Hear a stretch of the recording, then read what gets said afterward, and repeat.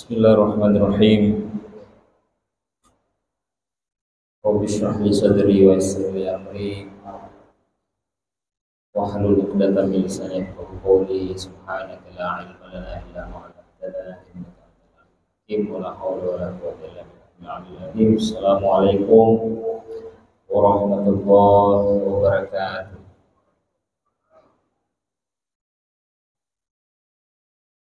Alhamdulillah alladzi bi ni'matihi tatimmus shalihat. Wassalatu wassalamu ala sayyidina Rasulillah sayyidis sadat wa ala alihi wa sahbihi anbiyaa'il khairat. Wa ba'd. Bapak-bapak, ibu-ibu, hadirin jamaah Masjid Raya Darussalam Samarinda. Yang pertama-tama seperti biasa kita memulai perjumpaan kita dengan mengucapkan alhamdulillahirabbil alamin dan bersyukur hari ini kita diberikan kesehatan, kesempatan, waktu yang luang sehingga kita bisa melaksanakan sholat zuhur secara berjamaah dan kita lanjutkan dengan pengajian ba'da zuhur. Salawat serta salam juga kita tak lupa kirimkan kepada baginda Rasulullah sallallahu alaihi wasallam. Allahumma shalli wa sallim ala sayyidina Muhammad. Baik, Bapak-bapak, ibu-ibu, hadirin sekalian, karena ini pertemuan perdana tahun 2023, beberapa hari yang lalu saya dihubungi oleh pengurus masjid untuk membawakan pengajian ba'da zuhur dengan materi tafsir Al-Quran. Jadi insyaallah pertemuan kita mulai hari ini akan rutin setiap hari Rabu pengajian tafsir, dan insyaallah seperti biasanya memang di pertemuan perdana itu kita, kalau dalam perkuliahan itu ada namanya kontrak perkuliahan. Kalau anak-anak mahasiswa itu pertemuan perdana ada kontrak perkuliahan. Nah, karena ini pertemuan perdana, tentu saya juga akan menyampaikan beberapa hal terkait dengan pengajian ba'da zuhur materi tafsir kita hari ini. Jadi di dalam kajian tafsir Al-Quran itu saya mau menggambarkan dulu secara umum apa sih itu tafsir Al-Quran. Jadi dalam tafsir Al-Quran itu ada 4 metode atau ada 4 pendekatan yang biasa digunakan oleh para ulama dalam upaya mereka untuk menafsirkan Al-Quran. Ada yang pertama diistilahkan dengan tafsir tahlili. Tafsir tahlili itu tafsir yang dilakukan secara runut, secara mendetail dari awal sampai akhir, dari surah Al-Fatihah berurutan naik ke atas Al-Baqarah dan seterusnya, terakhir sampai surah An-Nas. Nah, itu namanya tafsir tahlili. Contohnya misalnya tafsir Jalalain, tafsir Al-Misbah. Nah, itu metodenya, pendekatannya menggunakan tahlili dari awal surah Al-Fatihah sampai surah An-Nas, 114 surah, 30 juz. Nah, makanya biasanya tafsir tahlili itu berjilid-jilid, tebal, seperti tafsir Al-Azhar. Nah, itu yang pertama. Kemudian yang kedua ada namanya tafsir ijmali. Kalau tadi tafsir tahlili itu mendetail pembahasannya mulai dari A sampai Z. Nah, kalau tafsir ijmali ini yang kedua ini lebih bersifat global, hanya yang umum-umumnya saja, tidak sampai mendetail. Ada juga tafsir muqaran. Tafsir muqaran itu membandingkan antara satu pendapat dengan pendapat yang lain. Karena dalam penafsiran Al-Quran itu banyak pendapat-pendapat para ulama yang berbeda-beda antara yang satu dengan yang lain. Antara ulama klasik dengan ulama mutaakhirin atau ulama modern. Kemudian ada namanya metode yang keempat, metode maudhu'i. Maudhu'i itu artinya metode tematik, menafsirkan Al-Quran berdasarkan tema-tema tertentu. Jadi tidak secara mendetail, tidak secara runut dari surah Al-Fatihah sampai surah An-Nas, tapi membahas Al-Quran sesuai tema yang diangkat. Misalnya tema tentang keadilan, adil dalam Al-Quran, tema keadilan. Riba dalam Al-Quran, berarti temanya tentang riba dalam Al-Quran, cinta dalam Al-Quran, dan seterusnya. Itu tema, berdasarkan tema. Dan insya Allah mulai pertemuan hari ini, karena ini pertemuan perdana, kita sekaligus perkenalan apa sih ini, pengajian apa sih ini hari Rabu. Jadi kita akan berusaha memahami Al-Quran, menafsirkan Al-Quran dengan pendekatan yang keempat, yaitu pendekatan tematik, berdasarkan tema-tema tertentu atau berdasarkan surah tertentu, tidak secara runut dari surah Al-Fatihah, Al-Baqarah sampai An-Nas, karena biasanya kalau yang tahlil itu tidak selesai pembahasannya kalau bukan karena Pak Ustaznya sudah meninggal atau jamaahnya yang sudah tidak ada, karena saking panjangnya itu pembahasannya Al-Quran. Untuk lebih optimalnya pertemuan kita, karena saya tanya berapa menit waktunya, 30 menit, boleh lebih, padahal kita mau mempelajari Al-Quran. Lau kana al-bahru midadan di kalimatu rabbi lana fidal bahru, kata Al-Quran. Kalau kita mau mempelajari Al-Quran, air laut mau dijadikan tinta itu tidak akan habis. Ini waktunya 30 menit. Tapi insya Allah dalam waktu yang singkat ini kita akan berusaha mengkaji ayat-ayat Al-Quran, dan insya Allah kita akan memulai dengan surah Al-Fatihah, karena surah Al-Fatihah memang sebagai surah pembuka.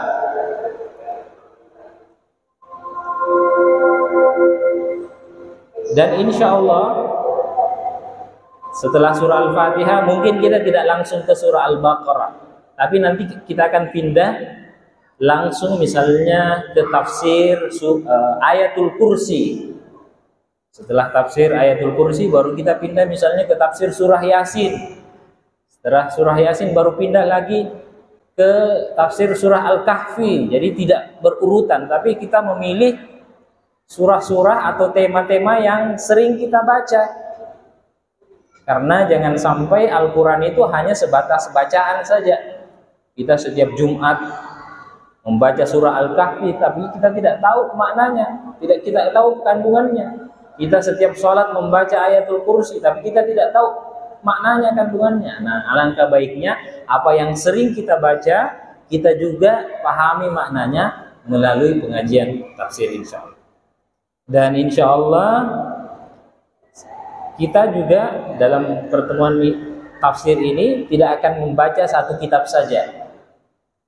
Jadi tidak membaca satu kitab saja, tapi kita akan coba untuk menggabungkan beberapa pendapat para ulama di kitab-kitab tafsir yang tentu yang mu'tabarah dalam koridor Ahlus Sunnah wal Jamaah, khususnya Syafi'iyah, Asy'ariyah. Ini perlu dipertegas supaya jelas warnanya. Jadi Ahlus Sunnah wal Jamaah, Syafi'iyah, Asy'ariyah. Karena tafsir itu juga banyak macam-macamnya, banyak mazhabnya. Di dalam mata kuliah mahasiswa itu ada namanya tafsir lintas mazhab. Ada juga tafsirnya orang Syiah, beda juga penafsiran. Insya Allah dalam pengajian kita akan menggunakan rujukan dari ulama-ulama tafsir Ahlus Sunnah wal Jamaah, Syafi'iyah, Asy'ariyah. Mungkin nanti akan ada penafsiran-penafsiran yang mungkin kalau kita bawa ke konteks saat ini di zaman modern, di era milenial digital saat ini, mungkin ada beberapa penafsiran ulama itu yang sudah tidak sesuai dengan konteks zaman sekarang. Nah, kalaupun nanti akan kita sampaikan itu, kita jadikan sebagai perbandingan. Karena banyak juga penafsiran-penafsiran para ulama itu yang memang tidak salah, cuman memang konteksnya berbeda dengan saat ini. Misalnya saya biasa beri contoh kepada mahasiswa.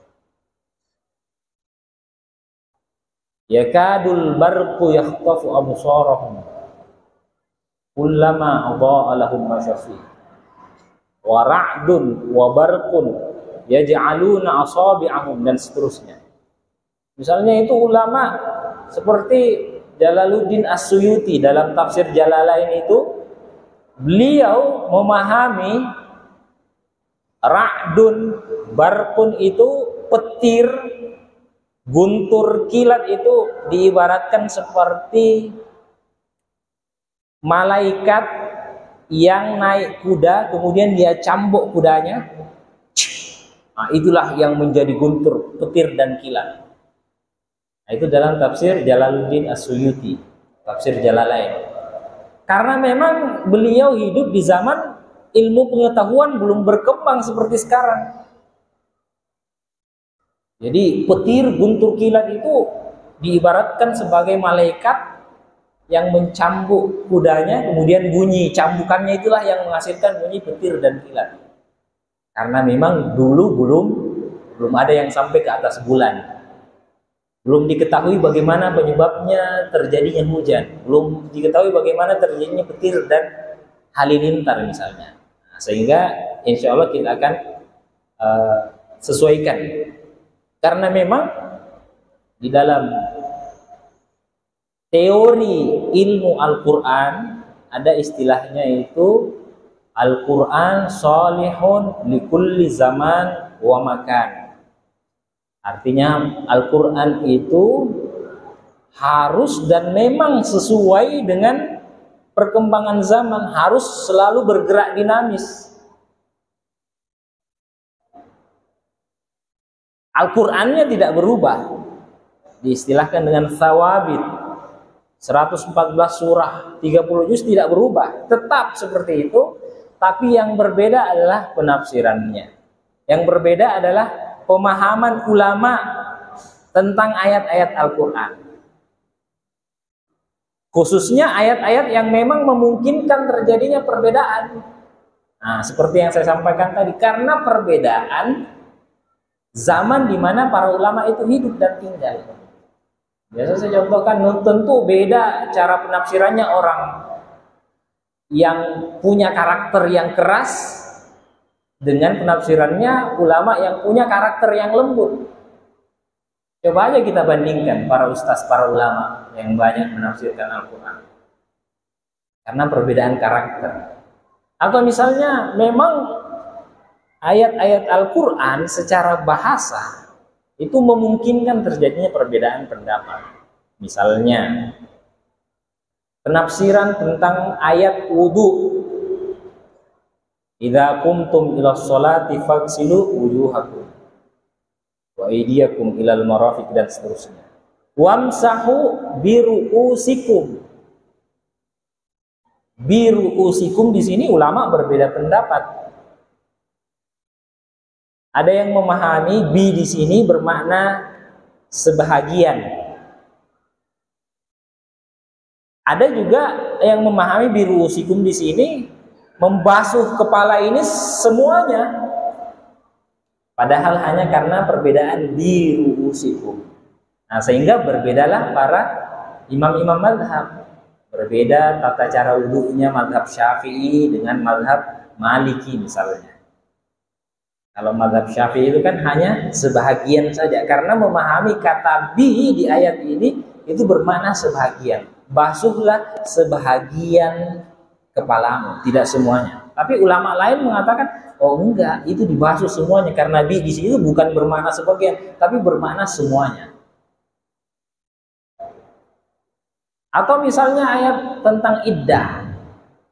aula mastumun nisa. Ada yang memahami lamastum di sini bermakna jima. Ada juga yang memahami lamastum di sini bermakna menyentuh yang bukan muhrim. Jadi batal wudu kalau menyentuh muhrim.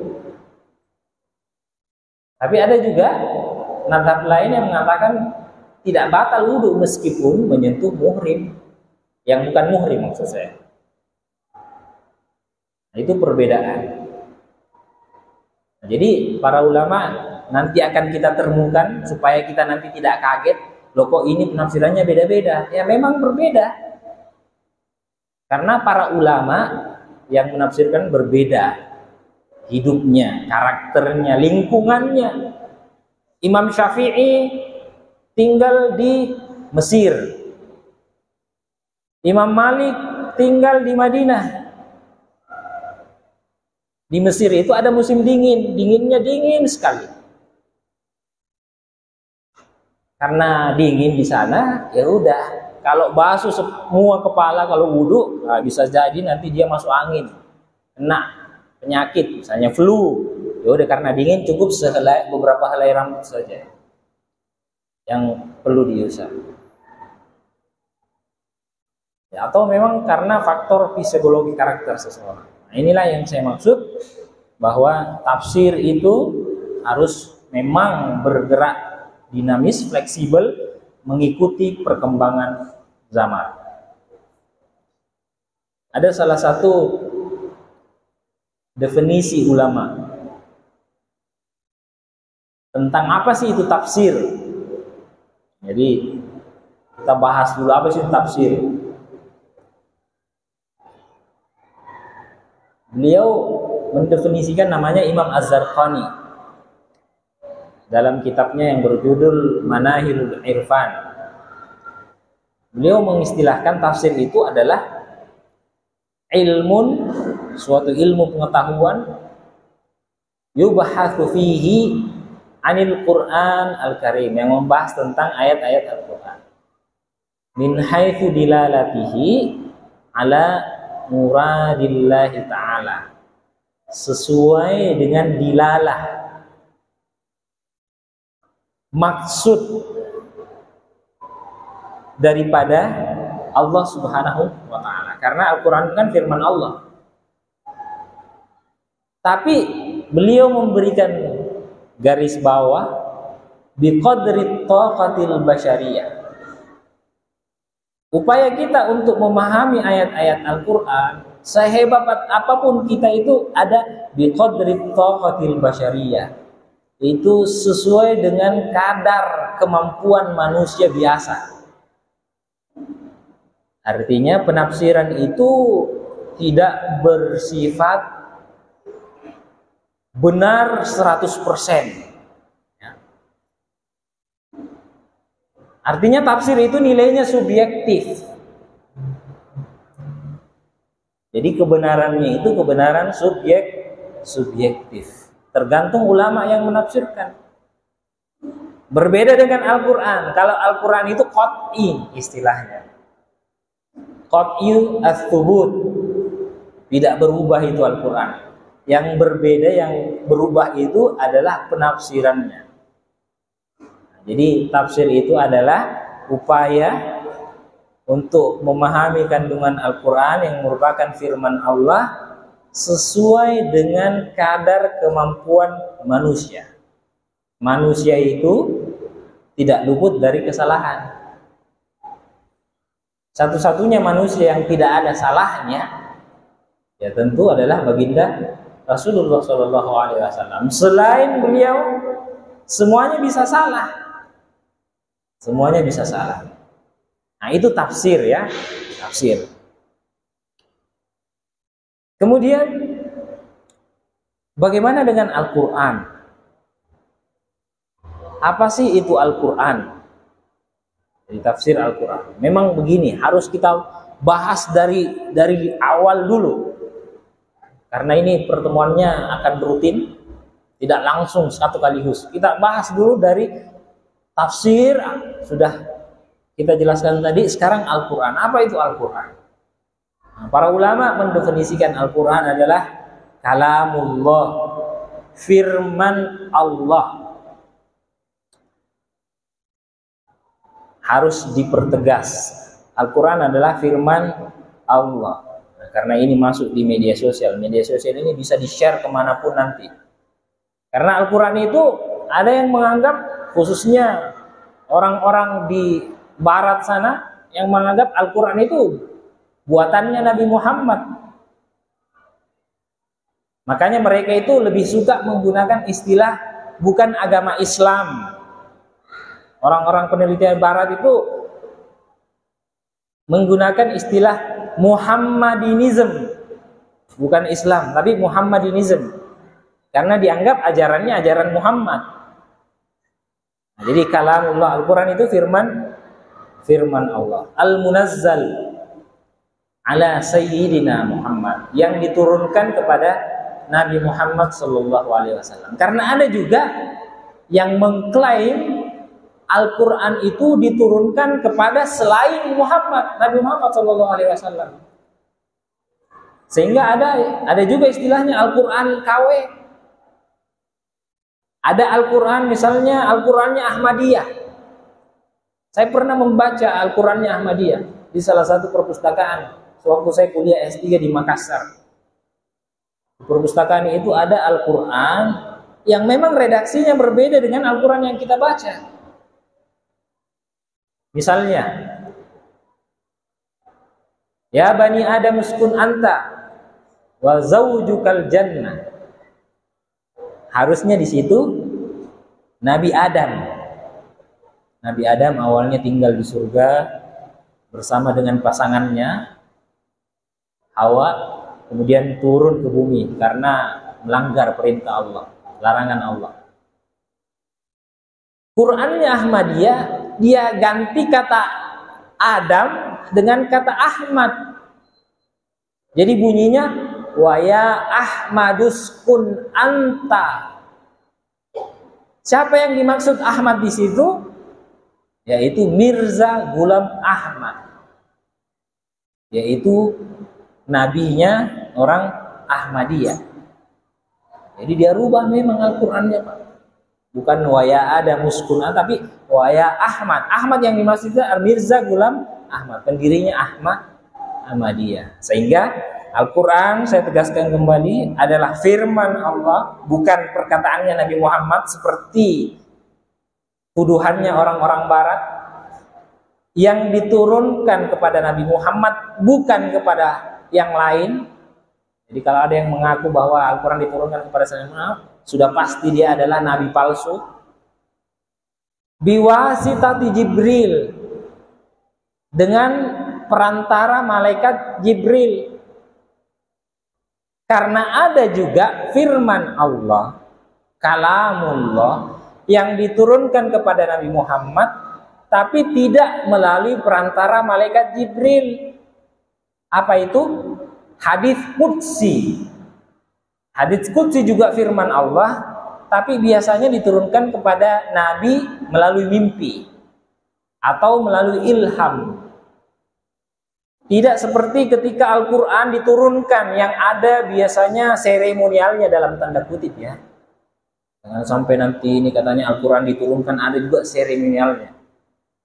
Biasanya kita kalau ada sesuatu itu ada seremonialnya, ada acaranya.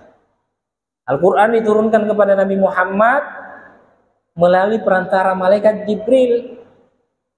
Seperti misalnya surah Al-Alaq ayat 1 sampai 5. Nabi menerimanya di Gua Hira. Sampai-sampai Nabi merasa kesulitan. Saya tidak bisa membaca. Apa yang harus saya baca? Iqra. Nah, ini ada seremonialnya. Malaikat Jibril turun ke bumi, dia bawa kepada Nabi Muhammad. Nah, itulah Al-Quran. Berbeda tadi dengan hadits qudsi. Hadits qudsi juga wahyu, firman dari Allah kepada Nabi Muhammad, tapi tidak melalui perantara malaikat Jibril. Nah, jadi bisa dibedakan. Karena jangan sampai ada yang membaca hadits qudsi ketika sholat. Kan kalau salat kan kita baca Al-Qur'an. Al-Qur'an kan firman Allah, ya udah kita baca aja hadits qudsi. Kan sama aja firman Allah. Enggak bisa. Karena dia bukan Al-Qur'an. Meskipun dia juga adalah firman Allah, tapi tidak melalui perantara malaikat Jibril. Berapa menit lagi? Nah, 5 menit lagi. Kita selesaikan. Belum ada penafsiran ayat. Baru kita bahas definisi tafsir dan Al-Qur'an. Kemudian firman Allah diturunkan kepada Nabi Muhammad melalui perantara malaikat Jibril. Al-muta'abbadu bitilawatihi. Kalau kita baca Al-Quran itu kita dapat pahala beribadah bagi yang membaca Al-Quran. Beribadah bagi yang membaca Al-Quran. Al-manqulu ilaina bitawaturi, yang sampai kepada kita secara mutawatir. Apa itu mutawatir? Mutawatir itu 1000% benar. Informasi yang kita terima secara turun-temurun sejak 14 abad yang lalu sampai sekarang tidak berubah-ubah. Nah itu maksudnya yang sampai kepada kita secara mutawatir. Karena jangan sampai, oh ini Al-Quran kan 1400 tahun yang lalu disampaikan. Siapa yang menjamin bahwa Al-Quran yang turun kepada Nabi Muhammad itu tidak berubah sampai sekarang? Apalagi waktunya kan sudah 14 abad, 1400 tahun. Kita aja biasanya kalau menyampaikan informasi kepada teman, kadang apa yang kita sampaikan berbeda apa yang sampai pada orang lain. Padahal hanya beberapa kalimat saja. Padahal waktunya hanya sebentar saja. Apalagi ini 30 juz, 114 surah, waktunya 1400 tahun kurang lebih yang lalu. Siapa yang menjamin tidak ada perubahan di situ? Nah, dipastikan bahwa Al-Quran itu mangkulu ilaina bitawatur, sampai sejak Nabi menerima melalui perantara malaikat Jibril sampai hari ini dan sampai hari kiamat tidak akan berubah-ubah. Karena memang Allah menjamin, inna nahnu nazzalna dzikra wa inna lahu lahafidun. Kami ini, kata Allah.